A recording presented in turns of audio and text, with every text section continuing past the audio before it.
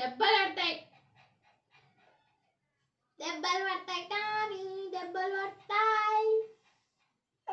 అలాంటిది నిన్ను చూస్తే లేదు లేదు లేదు అతని కంటికి నేను పాటను కూడా కనిపించను. సరే సరే, ఇంతకీ మనం ఎక్కడికి వెళ్తున్నాం? అయ్యో అవును కదా, అసలు ఆ సంగతే మర్చిపోయాను. రా చెప్తాను. మరి చిరబాబు గురించి? వద్దు అతని గురించి ఇంకేం వద్దు, వదిలేద్దాం.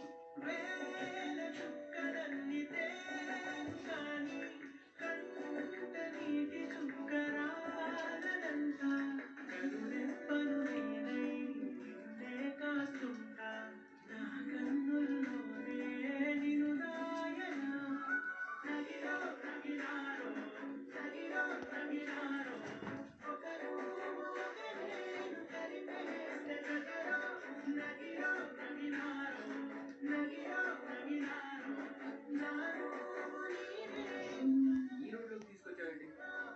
బట్టలు కొనుక్కోవడానికి. ఈ రోడ్లో బట్టల? ఇక్కడే చవకగా వస్తాయి, బాగుంటాయంట. అవును, ఇప్పుడు బట్టలు ఎందుకు?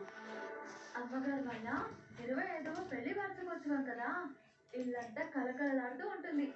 మనం కొత్త బట్టలు కొనుక్కోకపోతే ఎలా? ఓహో, అమ్మగారు కొంటున్నారు కాబట్టి మనం కొనుక్కోవాలంటావు. అలాని కాదు, అంత పెద్ద ఇంట్లో పనిచేసేటప్పుడు పండగ పూట మంచి బట్టలు లేవనుకో, చూసేవాళ్ళు ఏమనుకుంటారు? అమ్మగారిని తక్కువగా అనుకోరు. అమ్మగారంటే భయం అంటావు, మళ్ళీ అమ్మగారికి ఎక్కడ మాట వస్తుందని కొత్త బట్టలు కొంటున్నాం.